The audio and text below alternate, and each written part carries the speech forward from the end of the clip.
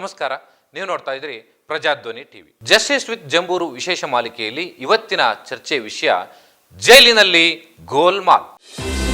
ಬಂದಿಖಾನೆಯಲ್ಲಿ ನಿಲ್ಲದ ಅಕ್ರಮ, ಜೈಲಿನಲ್ಲಿದ್ದೇ ಜೀವ ಬೆದರಿಕೆ, ಮಾದಕ ವಸ್ತುಗಳ ಮಾರಾಟ ಜಾಲದ ನಿಯಂತ್ರಣ, ಪರಪ್ಪನ ಅಗ್ರಹಾರದಲ್ಲಿ ಅಪರಿಮಿತ ಅಕ್ರಮ, ಇಲ್ಲಿ ನಡೆಯುತ್ತಿದೆ ರೌಡಿಗಳದ್ದೇ ದರ್ಬಾರ್, ಜೈಲಿನ ಅಧಿಕಾರಿಗಳೇ ಅಕ್ರಮದಲ್ಲಿ ಭಾಗಿ, ರೌಡಿ ಶೀಟರ್ಗಳಿಗೆ ಸಕಲ ಸೌಲಭ್ಯ. ಬೆಂಗಳೂರಿನ ಪರಪ್ಪನ ಅಗ್ರಹಾರದ ಜೈಲಿನಲ್ಲಿ ಸಾವಿರಾರು ಕೈದಿಗಳಿದ್ದಾರೆ. ಆದರೆ ಇತ್ತೀಚೆಗೆ ಅದ್ಯಾಕೋ ಆ ಕೈದಿಗಳದ್ದೇ ಪರಪ್ಪನ ಅಗ್ರಹಾರದಲ್ಲಿ ದರ್ಬಾರ್ ಆಗ್ಬಿಟ್ಟಿದೆ. ಇಲ್ಲಿ ಡ್ರಗ್ಸ್ ದಂಧೆ ನಡೆಯುತ್ತೆ, ಬೇರೆ ಬೇರೆ ಮಾದಕ ವಸ್ತುಗಳು ಮಾರಾಟಗಳಾಗ್ತಿದ್ದಾವೆ, ಜೊತೆಗೆ ಅಲ್ಲಿ ಬರುವಂತಹ ಕೈದಿಗಳಿಗೆ ಸಕಲ ಸೌಲಭ್ಯವೂ ಸಿಗ್ತಾ ಇದೆ, ಜೊತೆಗೆ ಮೊಬೈಲ್ ಫೋನ್ ಕೂಡ ಸಿಗ್ತಾ ಇದೆ. ಸೊ ಹೀಗಿದ್ದ ಮೇಲೆ ಆ ಜೈಲಿನಲ್ಲಿ ಐಷಾರಾಮಿ ಜೀವನ ಸಿಗ್ತಾ ಇದೆಯಾ ಕೈದಿಗಳಿಗೆ ಅನ್ನುವಂಥ ಅನುಮಾನ ಈಗ ದಟ್ಟವಾಗಿ ಕಾಡ್ತಾ ಇದೆ. ದರ್ಶನ್ ಈಗಾಗಲೇ ನಿಮ್ಮೆಲ್ಲರಿಗೂ ಗೊತ್ತಿರೋ ಹಾಗೆ ನಟ ದರ್ಶನ್ ರೇಣುಕಾಸ್ವಾಮಿ ಕೊಲೆ ಪ್ರಕರಣದಲ್ಲಿ ಪರಪ್ಪರ ಅಗ್ರಹಾರ ಸೇರಿದಂಥ ಸಂದರ್ಭದಲ್ಲಿ ದರ್ಶನ್ ಅವರಿಗೆ ಬಹಳ ಅದ್ದೂರಿಯಾದಂತಹ ಸಕಲ ಸೌಲಭ್ಯಗಳನ್ನ ಕೊಡಲಾಗಿತ್ತು ಅನ್ನುವ ಕಾರಣಕ್ಕೆ ಒಬ್ಬ VIP ಆಗಿದ್ರು ಕೂಡ, ಸೆಲೆಬ್ರಿಟಿ ಆಗಿದ್ರು ಕೂಡ ಅದೇ ಪ್ರಕರಣದಲ್ಲಿ ಅವರನ್ನ ಬಳ್ಳಾರಿ ಜೈಲಿಗೆ ಕಳಿಸಲಾಯಿತು. ಬಳ್ಳಾರಿ ಜೈಲಿನಲ್ಲಿ ಯಾವುದೇ ಸೌಲಭ್ಯಗಳನ್ನು ಕೊಡದೆ ದರ್ಶನ್ ಅವರನ್ನ ಇಡ್ಲಾಗಿತ್ತು. ಆದರೆ ಈಗ ಅಲ್ಲಿ ದರ್ಶನ್ ಮಾತ್ರ ಅಲ್ಲ, ಬೇರೆ ಆರೋಪಿಗಳಿಗೆ, ಕೈದಿಗಳಿಗೂ ಕೂಡ ಅದೇ ರೀತಿಯ ರಾಜಾತಿಥ್ಯ ಸಿಗ್ತಾ ಇದೆ ಅನ್ನುವಂಥ ಮಾತುಗಳು ಸ್ವತಃ ಪೊಲೀಸ್ ಇಲಾಖೆ ಹೇಳ್ತಾ ಇದೆ. ಈಗಾಗಲೇ ಬೇರೆ ಬೇರೆ ಪ್ರಕರಣಗಳಲ್ಲಿ CCB ಇರ್ಬೋದು, ಹಾಗೂ ಬೇರೆ ಬೇರೆ ಪೊಲೀಸ್ ಠಾಣೆಗಳಲ್ಲಿ ದಾಖಲಾಗಿರುವಂತಹ ಪ್ರಕರಣಗಳನ್ನು ತೆಗೆದುಕೊಂಡು ತನಿಖೆ ನಡೆಸ್ತಾ ಇದ್ದಂಥ ಸಂದರ್ಭದಲ್ಲಿ ಪರಪ್ಪನ ಅಗ್ರಹಾರದಲ್ಲಿ ಎಲ್ಲ ರೀತಿಯ ಸೌಲಭ್ಯಗಳು ನಡೀತಾ ಇದೆ, ಸಿಗ್ತಾ ಇದೆ.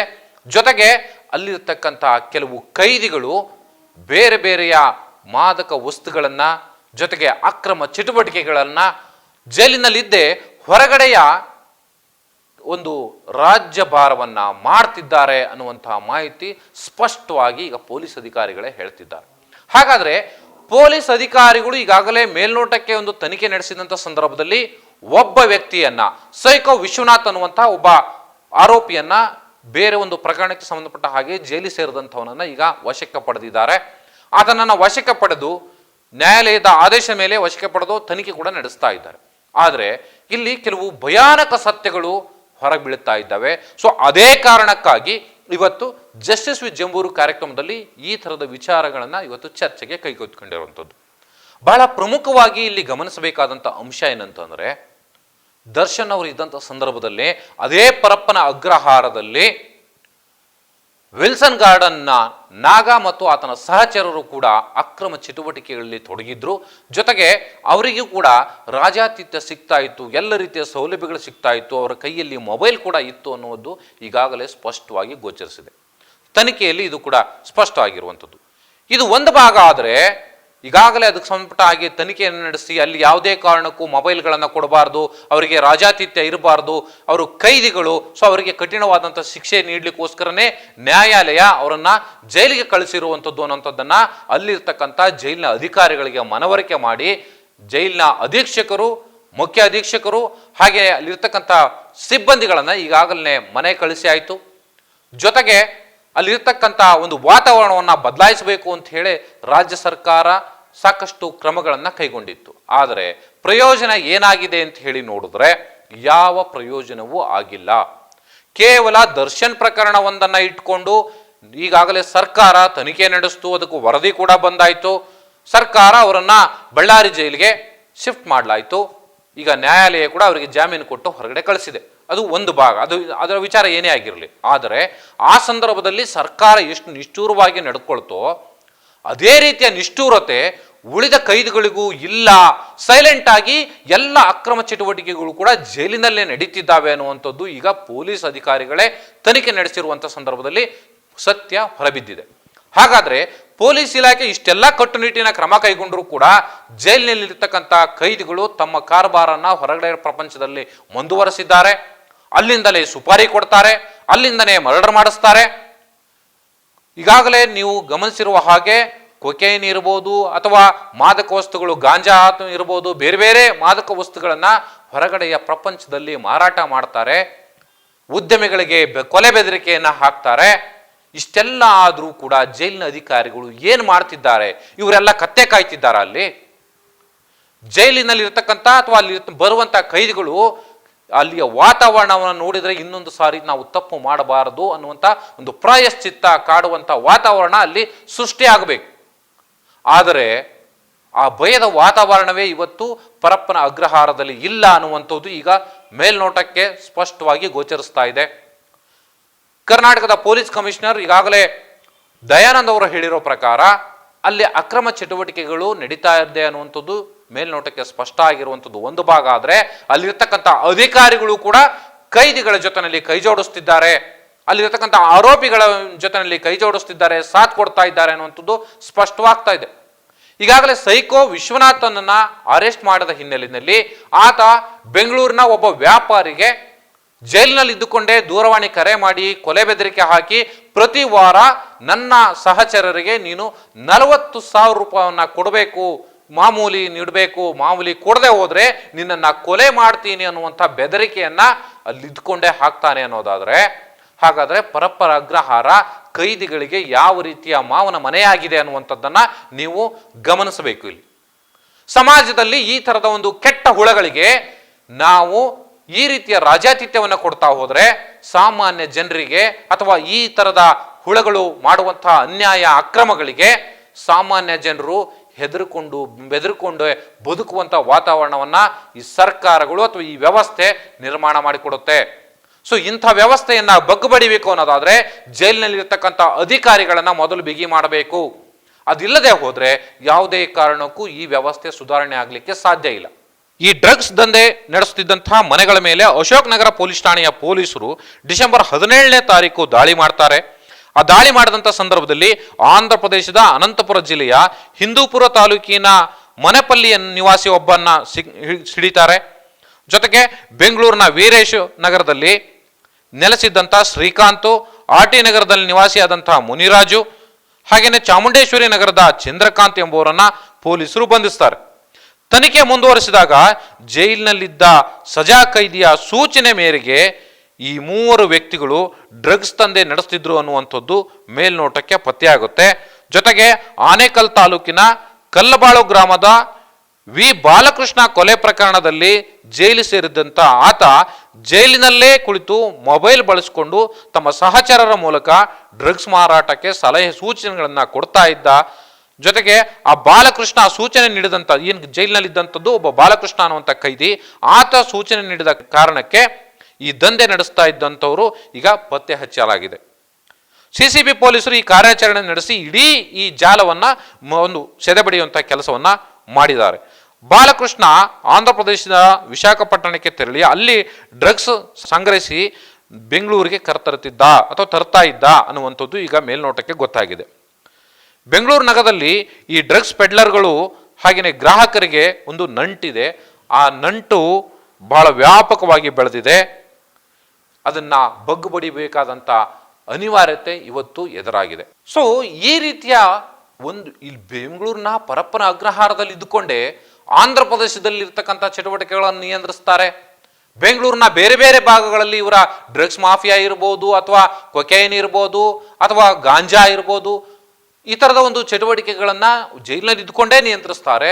ಜೊತೆಗೆ ಉದ್ಯಮಿಗಳನ್ನ ಹುಡುಕಿ ಬೆದರಿಕೆ ಹಾಕಿ ಅವರಿಂದ ಹಣ ವಸೂಲಿ ಮಾಡಲಿಕ್ಕೂ ಕೂಡ ಬಹಿರಂಗವಾಗಿ ನಿಲ್ತಾರೆ ಅನ್ನೋದಾದ್ರೆ, ಇಲ್ಲಿರ್ತಕ್ಕಂಥ ಅಧಿಕಾರಿಗಳು ಏನ್ ಮಾಡ್ತಿದ್ದಾರೆ?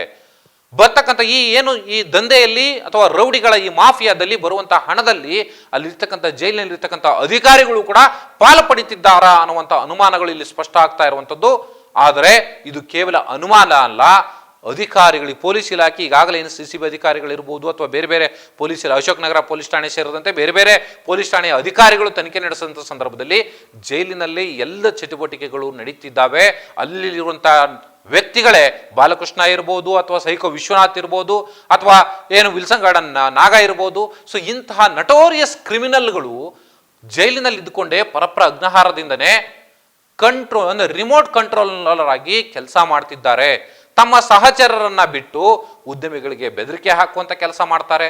ರಿಯಲ್ ಎಸ್ಟೇಟ್ ಮಾಫಿಯಾವನ್ನ ನಿಯಂತ್ರಣ ಮಾಡ್ತಾರೆ, ಡ್ರಗ್ಸ್ ದಂಧೆಯನ್ನ ನಡೆಸ್ತಾರೆ. ಬೆಂಗಳೂರಿನಲ್ಲಿ ಈಗಾಗಲೇ ಏನು ಹೆಚ್ಚು ಕಡಿಮೆ ಕೋಟ್ಯಂತರ ರೂಪಾಯಿ ಡ್ರಗ್ಸ್ ಇವತ್ತು ಏನು ಮೊನ್ನೆ ನಡೆದಂತಹ ಒಂದು ಹೊಸ ವರ್ಷದ ಸಂಭ್ರಮಾಚರಣೆಗೆ ಬೆಂಗಳೂರಿಗೆ ಬಂದಿದ್ದಂತಹ ಡ್ರಗ್ಸ್ಗಳನ್ನ ಸೆದೆ ಬಡಿದು ಆಗಲೇ ವಶಪಡಿಸಿಕೊಂಡು ಆಗಿರುವಂಥದ್ದು. ಈಗಾಗಲೇ ಮುಗಿದು ಹೋಗಿದ ಕತೆ ಅನ್ನುವಂಥದ್ದನ್ನು ಇಲ್ಲಿ ನಾವು ಹೇಳುವ ಹಾಗೇ ಇಲ್ಲ. ಬೆಂಗಳೂರಿನಲ್ಲಿ ಯಥೇಚ್ಛವಾಗಿ ಡ್ರಗ್ಸ್ ದಂಧೆ ನಡೀತಾ ಇದೆ, ಗಾಂಜಾ ವ್ಯಾಪಾರ ನಡೀತಾ ಇದೆ, ಅಕ್ರಮ ಚಟುವಟಿಕೆಗಳು ಗಲ್ಲಿಗಳಲ್ಲಿ ನಡೀತಾ ಇದ್ದಾವೆ. ಸೊ ಇಲ್ಲಿ ಜೈಲಿನಲ್ಲಿ ಇರತಕ್ಕಂಥ ನಟೋರಿಯಸ್ ಕ್ರಿಮಿನಲ್ಗಳಿಗೆ ಅಥವಾ ರೌಡಿಗಳ ಸಹಚರರು ಹೊರಗಡೆ ಇದ್ದುಕೊಂಡೇ ಈ ವ್ಯಾಪಾರ ವಹಿವಾಟುಗಳನ್ನು ನಡೆಸ್ತಾರೆ, ಕೋಟಿ ಕೋಟಿ ಹಣವನ್ನ ಸಂಗ್ರಹ ಮಾಡ್ತಾ ಇದ್ದಾರೆ. ಜೊತೆಗೆ ಕೆಲವು ಉದ್ಯಮಿಗಳಿಗೆ, ರಾಜಕಾರಣಿಗಳಿಗೆ ಬೆದರಿಕೆಯನ್ನೊಡ್ಡಿ ಅವರಲ್ಲಿರ್ತಕ್ಕಂಥ ಬ್ಲಾಕ್ ಮನಿಯನ್ನು ಕೂಡ ಕಲೆಕ್ಟ್ ಮಾಡುವಂಥ ಒಂದು ಮಾಯಾಜಾಲವನ್ನ ಸೃಷ್ಟಿಸಿಕೊಂಡಿದ್ದಾರೆ ಅನ್ನೋದಾದ್ರೆ, ಬಹುತೇಕ ಬ್ಲಾಕ್ ಮನಿ ಇರ್ತಕ್ಕಂಥ ವ್ಯಕ್ತಿಗಳನ್ನೇ ಟಾರ್ಗೆಟ್ ಮಾಡಿಕೊಂಡು ಅಥವಾ ಉದ್ಯಮಗಳಲ್ಲಿರ್ತಕ್ಕಂಥ ಹೆಚ್ಚು ಹೆಚ್ಚು ವ್ಯಾಪಾರ ವಹಿವಾಟುಗಳನ್ನು ನಡೆಸ್ತಾ ಇದ್ದಂಥವ್ರನ್ನೇ ಟಾರ್ಗೆಟ್ ಮಾಡಿಕೊಂಡು ಇವರು ಅವರಿಗೆ ಕರೆ ಮಾಡ್ತಾರೆ, ಬೆದರಿಕೆ ಹಾಕ್ತಾರೆ.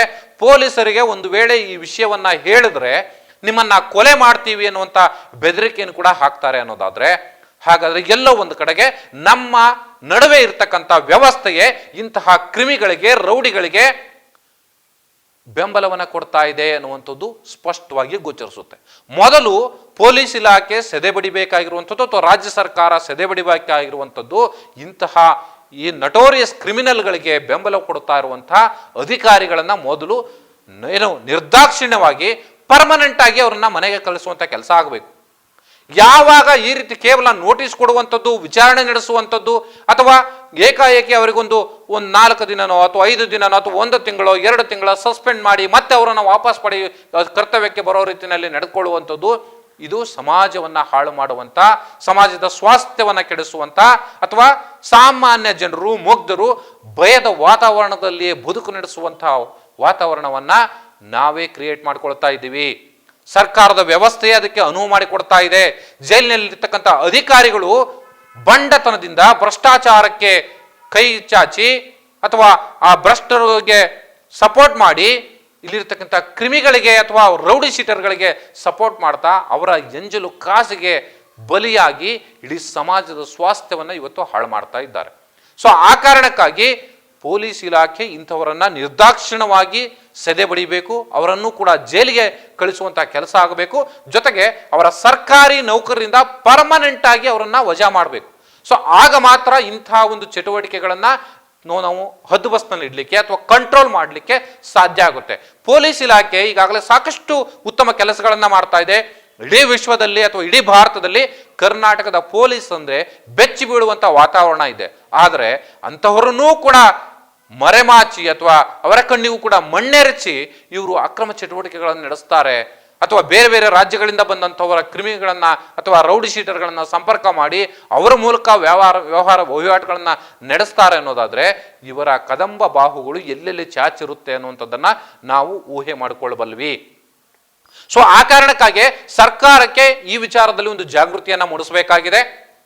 ಜೊತೆಗೆ ಜನಸಾಮಾನ್ಯರು ಕೂಡ ಈ ತರದ ಅನ್ನೋನ್ ಕಾಲುಗಳು ಬಂದಂತ ಸಂದರ್ಭದಲ್ಲಿ ಇತ್ತೀಚೆಗೆ ನೀವು ನೋಡ್ತಾ ಇರಬಹುದು, ಈ ಡಿಜಿಟಲ್ ಮಾಫಿಯಾ ಅಥವಾ ಡಿಜಿಟಲ್ ದೋಖಾ ಮಾಡುವಲಿಕ್ಕೆ ಅಣಿಯಾಗಿರ್ತಕ್ಕಂಥ ಕೆಲವು ಕಾಣದ ಕೈಗಳು ಎಲ್ಲೋ ಒಂದು ಕಡೆ ಕೂತು ಒಂದು ಲ್ಯಾಪ್ಟಾಪ್ನಲ್ಲೋ ಸಿಸ್ಟಮ್ನಲ್ಲೋ ಕೂತು ಮೋಸ ಮಾಡುವಂತ, ಬೆದರಿಸಿ ಬ್ಲಾಕ್ ಮೇಲ್ ಮಾಡಿ ಹಣ ವಸೂಲಿ ಮಾಡುವಂತ ಒಂದು ದಂಧೆ ಇತ್ತೀಚೆಗೆ ಹೆಚ್ಚಾಗಿ ಹೋಗಿದೆ. ಸೊ ಇದು ಒಂದು ಭಾಗ. ಇಂಥವರನ್ನ ಬಳಸಿಕೊಂಡು ಇಡೀ ಒಂದು ನೆಟ್ವರ್ಕ್ ಅನ್ನ ಕ್ರಿಯೇಟ್ ಮಾಡಿಕೊಂಡು ಸಾಮಾನ್ಯ ಜನರಿಗೆ ಬೆದರಿಕೆ ಹಾಕುವಂತ ಪ್ರಕ್ರಿಯೆಯನ್ನ ಜೈಲಿನಲ್ಲಿ ಇದ್ದುಕೊಂಡೇ ಕೆಲವರು ಮಾಡ್ತಾ ಇದ್ದಾರೆ. ಸೊ ಅದು ನಾನು ಹೇಳ್ತಾ ಇರುವಂಥದ್ದು ಕೇವಲ 1-2 ಹೆಸರುಗಳನ್ನು ಮಾತ್ರ. ಈ ವಿಲ್ಸನ್ ಗಾರ್ಡನ್ ನಾಗ ಇರ್ಬೋದು ಅಥವಾ ಸೈಕೋ ವಿಶ್ವನಾಥ ಇರ್ಬೋದು ಅಥವಾ ಬಾಲಕೃಷ್ಣ ಇರ್ಬೋದು. ಸೊ ಈ ಥರದವರೆಲ್ಲ ಕೇವಲ ಹೆಸರುಗಳ ನಿಮಿತ್ತ ಮಾತ್ರ ಈ ಥರದ ಚಟುವಟಿಕೆಗಳು ಯಥೇಚ್ಛವಾಗಿ ಪರಪ್ಪನ ಅಗ್ರಹಾರದಲ್ಲಿ ನಡೀತಿದ್ದಾವೆ ಅನ್ನುವಂಥದ್ದನ್ನು ಸ್ವತಃ ಪೊಲೀಸ್ ಇಲಾಖೆಯ ಅಧಿಕಾರಿಗಳೇ ಇವತ್ತು ತನಿಖೆ ಮಾಡೋದ್ರ ಮೂಲಕ ಹೌದು ಇದು ಸತ್ಯ ಅನ್ನುವಂಥದ್ದನ್ನ ಹೇಳ್ತಾರೆ. ಸೊ ಆ ಖಚಿತ ಮಾಹಿತಿ ಪ್ರಜಾಧ್ವನಿ ಟಿವಿಗೆ ಸಿಕ್ಕಿರತಕ್ಕಂಥ ಹಿನ್ನೆಲೆಯಲ್ಲಿ ನಾವು ಇವತ್ತು ಈ ಜಸ್ಟಿಸ್ ಉಜ್ಜಂಬೂರು ಕಾರ್ಯಕ್ರಮದಲ್ಲಿ ಈ ವಿಚಾರವನ್ನ ಕೈಗೆತ್ತಿಕೊಂಡಿರುವಂಥದ್ದು. ಸೊ ಜನಸಾಮಾನ್ಯರಿಗೆ ನಾನು ಈ ಕಾರ್ಯಕ್ರಮದ ಮೂಲಕ ಹೇಳುವಂಥದ್ದು ಒಂದೇನೆ, ಯಾವುದೇ ನಿಮಗೆ ಅನ್ನೋನ್ ಕರೆಗಳು ಬಂದಂಥ ಸಂದರ್ಭದಲ್ಲಿ ಅಂತಹ ನಂಬರ್ಗಳನ್ನು ಬ್ಲಾಕ್ ಮಾಡಿ ಬಿಸಾಕಿ. ಜೊತೆಗೆ ಈ ರೀತಿಯ ಈ ಸುತ್ತಮುತ್ತ ಬೆಂಗಳೂರು ಸುತ್ತಮುತ್ತಲೇ ಇರುವಂತಹ ಕೆಲವು ಪುಡಿ ರೌಡಿಗಳು ನಿಮಗೆ ಯಾರಾದರೂ ಕರೆ ಮಾಡಿದರೆ, ಉದ್ಯಮಗಳಿರ್ಬೋದು ಅಥವಾ ವ್ಯಾಪಾರ ನಡೆಸುವಂಥವ್ರು ಇರ್ಬೋದು, ಬೇರೆ ಬೇರೆ ಯಾವುದೇ ವ್ಯಕ್ತಿಗಳಿಗೆ ಕರೆ ಮಾಡಿದಂಥ ಸಂದರ್ಭದಲ್ಲಿ, ಹಣ ಕೇಳಲಿಕ್ಕೆ ಬೇಡಿಕೆ ಇಟ್ಟಂಥ ಸಂದರ್ಭದಲ್ಲಿ ಯಾವುದೇ ಮುಲಾಜಿಲ್ಲದೆ ಅಂಥವರ ವಿರುದ್ಧ ಸ್ಥಳೀಯ ಅಂದರೆ ನಿಮ್ಮ ಸುತ್ತಮುತ್ತ ಇರತಕ್ಕಂಥ ಯಾವುದೇ ಪೊಲೀಸ್ ಠಾಣೆಗಳಿರಲಿ, ಪೊಲೀಸ್ ಠಾಣೆಗೆ ಹೋಗಿ ದೂರು ಕೊಡಿ. ಒಂದು ವೇಳೆ ಪೊಲೀಸ್ ಇಲಾಖೆಯಲ್ಲಿ ಇರ್ತಕ್ಕಂಥ ಕೆಲವು ಅಧಿಕಾರಿಗಳು ಕೂಡ ಈ ತರದ ಜಾಲದಲ್ಲಿದ್ದಾರೆ ಅನ್ನೋ ಮಾಹಿತಿ ನಮಗೆ ಇದೆ. ಅಂಥವರು ಈ ತರದ ಘಟನಾವಳಿಗಳು ನಡೆದಂಥ ಸಂದರ್ಭದಲ್ಲಿ ಯಾರಾದರೂ ದೂರು ಪಡೆಯದೆ ಹೋದರೆ ನೇರವಾಗಿ ನೀವು ನಮ್ಮ ಪ್ರಜಾಧ್ವನಿ ಟಿವಿಯ ಕಚೇರಿಗೆ ಬಂದು ನೀವು ದೂರನ್ನ ಕೊಡಿ. ಖಂಡಿತವಾಗ್ಲೂ ಅಂತಹುದನ್ನ ನೇರವಾಗಿ ನಿಷ್ಠುರವಾಗಿ ಪ್ರಶ್ನೆ ಮಾಡುವಂತ, ಜೊತೆಗೆ ಜನರಲ್ಲಿ ಒಂದು ಜಾಗೃತಿಯನ್ನು ಮೂಡಿಸುವಂತ ಕೆಲಸವನ್ನು ನಾವು ಖಂಡಿತವಾಗಲೂ ಮಾಡ್ತೀವಿ. ಆದರೆ ಸಮಾಜದಲ್ಲಿ ಇಂತಹ ಹುಳಗಳಿಗೆ, ರೌಡಿ ಶೀಟರ್ಗಳಿಗೆ ಅಥವಾ ಅಕ್ರಮವಾಗಿ ಹಣ ಸಂಪಾದನೆ ಮಾಡುವಂಥದ್ದು, ಬ್ಲಾಕ್ ಮೇಲ್ ಮಾಡುವಂಥ ವ್ಯಕ್ತಿಗಳಿಗೆ ಯಾವುದೇ ಕಾರಣಕ್ಕೂ ಕೂಡ ಸಪೋರ್ಟ್ ಮಾಡಬೇಡಿ. ಸೊ ನಾವು ಯಾವತ್ತು ಜನಸಾಮಾನ್ಯರ ಪರವಾಗಿರ್ತೀವಿ. ಯಾವ ಕಾರಣಕ್ಕೂ ಕೂಡ ಯಾವುದೇ ಉದ್ಯಮಿಗಳಾಗಿರಲಿ ಅಥವಾ ಬೇರೆ ಬೇರೆ ಬಿಲ್ಡರ್ಸ್ಗಳಾಗಿರಲಿ ಅಥವಾ ಬೇರೆ ಬೇರೆ ಅಂದರೆ ನ್ಯಾಯಯುತವಾಗಿ ಯಾರು ನೀವು ಬದುಕನ್ನು ನಡೆಸ್ತಿದ್ದೀರೋ ಅಥವಾ ನಿಮ್ಮ ಕ್ಷೇತ್ರದಲ್ಲಿ ನ್ಯಾಯಯುತವಾಗಿ ಕೆಲಸ ಮಾಡಿ ನೀವು ಹಣವನ್ನು ಸಂಪಾದನೆ ಮಾಡಿ ಇಂತಹ ಕ್ರಿಮಿಗಳಿಗೆ, ರೌಡಿ ಶೀಟರ್ಗಳ ಬೆದರಿಕೆಗೆ ಬಲಿಯಾಗಿ ನೀವು ಹಣವನ್ನು ಕೊಡುವಂತಹ ಅಥವಾ ಅವರನ್ನ ಒಂದು ವೇಳೆ ಹಣ ಕೊಡದೆ ಹೋದರೆ ನಮ್ಮನ್ನು ಎಲ್ಲಿ ಕೊಂದು ಬಿಡ್ತಾರೋ ಅನ್ನುವಂತಹ ಭಯದಿಂದ ಭೀತಿಗೆ ಒಳಗಾಗುವಂಥ ಅವಶ್ಯಕತೆ ಇಲ್ಲ. ಪ್ರಜಾಧ್ವನಿ ಟಿವಿ ಯಾವತ್ತು ಶೋಷಿತರ, ದಮನಿತರ ಜೊತೆಯಲ್ಲಿ ಇದ್ದೇ ಇರುತ್ತೆ ಅಂತ ಹೇಳ್ತಾ ಈ ಕಾರ್ಯಕ್ರಮವನ್ನು ಮುಗಿಸೋಣ. ನಮಸ್ಕಾರ.